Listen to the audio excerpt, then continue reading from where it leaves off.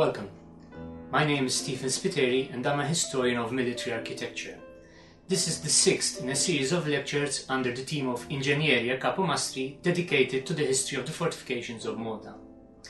In this lecture I will be focusing my attention on the French influence on military architecture in Malta, particularly throughout the 18th century. The 1700s were a very important period in the fortification of the Maltese islands, for they witnessed the widespread reorganization of the order's military setup along French lines.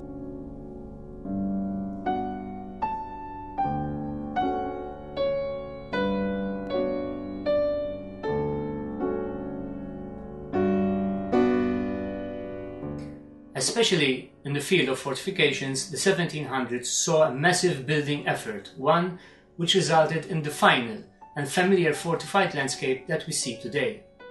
Fort Manoel, Fort Chambray, Fort Igné and the coastal batteries, the redoubts, entrenchments, the main gateways with their triumphal decorations and trophies of arms, the covered ways with their countermines, and the polverista gunpowder magazines and drawbridge mechanisms. All these were the product of the French military engineers working in Malta.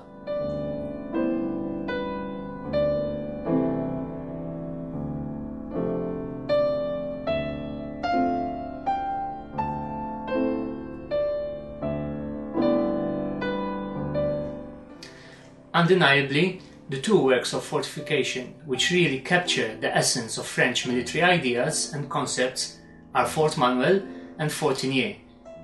We will be repeatedly referring to these forts to illustrate the arguments and concepts discussed in this talk.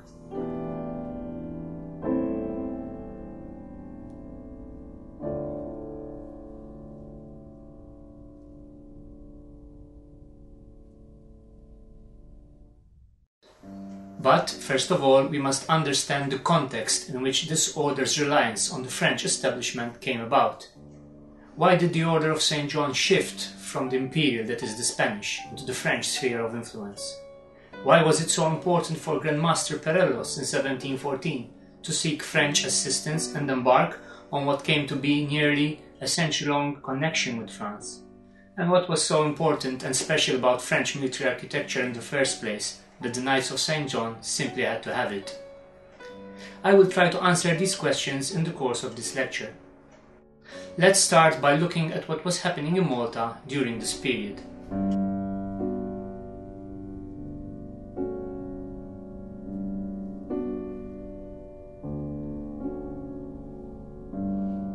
In many ways, the Knights' massive fortification efforts of the 18th century were the result of the Order's failure and inability to bring to completion its vast and ambitious schemes of the previous century that had been designed to secure Valletta and its harbours once and for all from landward attack and naval bombardment. These massive defensive lines, thrown around the approaches to the city and its naval facilities in Birgu and Sanglia, namely the Floriana, the Santa Margherita and the Cottonera Ancients, had remained unfinished and incomplete. So by the beginning of the 1700s, there was therefore a large accumulated backlog of unfinished schemes which required attention and enormous resources to bring to a reasonable state of defense. So while the 1600s had seen the aggrandizement of the fortification schemes, fueled largely by the princely pretensions of an increasingly autocratic magistracy, the 1700s were characterized by a need to rationalize this vast network of defenses and bring it all to completion.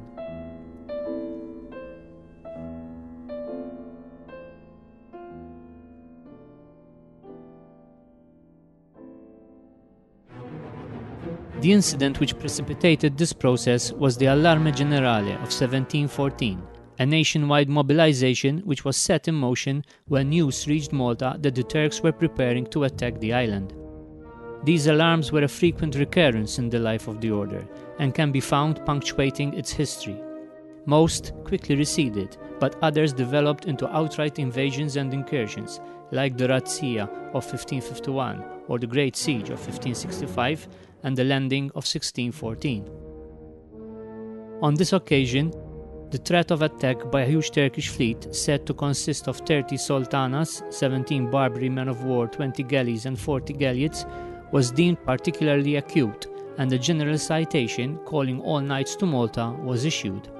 The threat, however, soon receded away, but unlike many other previous occasions, the order did not sink back into its accustomed, somewhat lethargic attitude towards fortifications in times of peace, and set about instead refortifying the island.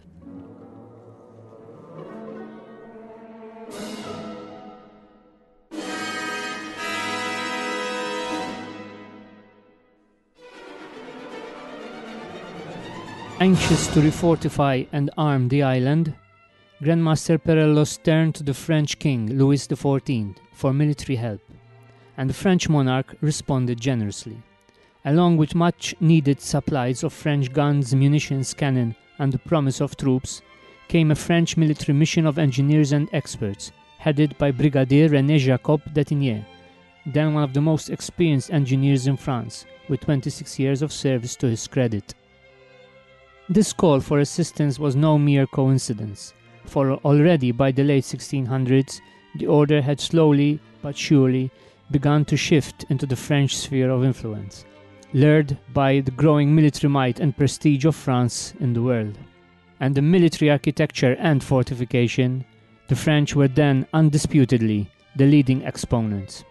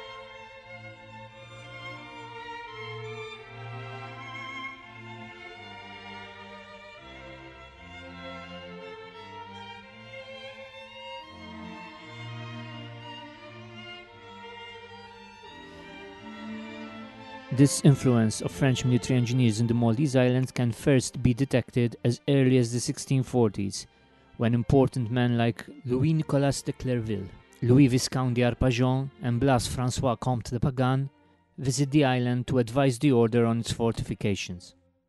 The appearance of these men on the local scene not only marks the start of the decline of the Italians as the leading exponents in the art of fortification, but it also shows the ascendancy of the French. The man who really